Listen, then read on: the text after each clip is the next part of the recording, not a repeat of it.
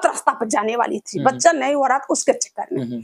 तो वो आदमी कुछ मुझे बोला, फिर मैं एक बात मैं सोचा, प्रभु मैं गलत रास्ता पर चली जाऊंगी, किससे तो वहां भी नहीं होगा, तब मैं तो कहीं के नहीं रहूंगी, इधर रहूंगी ना उधर के रहूंगी, कहीं के नहीं रहूंगी। मैं बहुत रोने लगी उस दिन, में बहुत रोने लगी। फिर क्या बताऊं, उस दिन के बाद में रोज इनको नहीं बता रही थी, मैं प्रभु के मैं बोली, प्रभु आप तुम चाहे दे चाहे न दे, मगर अब मैं गलत रास्ता पर नहीं जाना चाहती। मैं अभी तक मैं सती हूँ तो मैं सती रहूंगी, मैं गलत रास्ता पर नहीं जाऊंगी। चाहे आपको इच्छा है तो दो, आपको इच्छा है तो नहीं दो। लगे मेरे को लगा उसी दिन मेरे को लगा प्रभु ये बात मेरे मुंह से सुनना चाहते थे। 2 साल हो गए थे मेरे मुंह से सुनना चाहते थे। भैया मैं विश्वास नहीं करोगे, उसी महीना में मेरे बेटी रुक गई।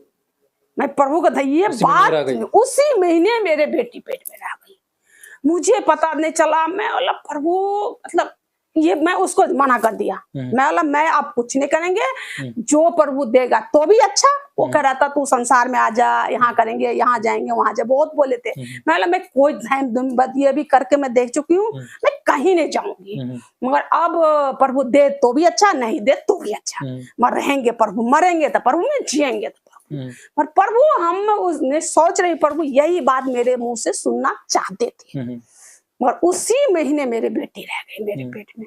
मैं प्रभु का धन्यवाद करती हूँ। 16वां साल में मेरे बेटी रहा, 17 साल हो गया शादी के तब मेरी बेटी हुई। मगर उस साल से हर साल एक नया काम मेरे जीवन में होता था।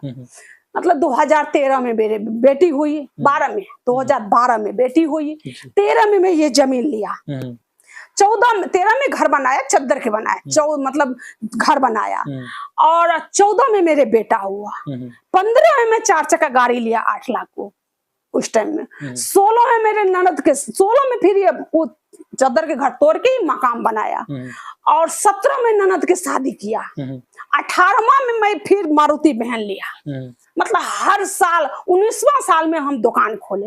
मतलब हर साल हमारे जीवन में प्रभु इतना चमत्कार करते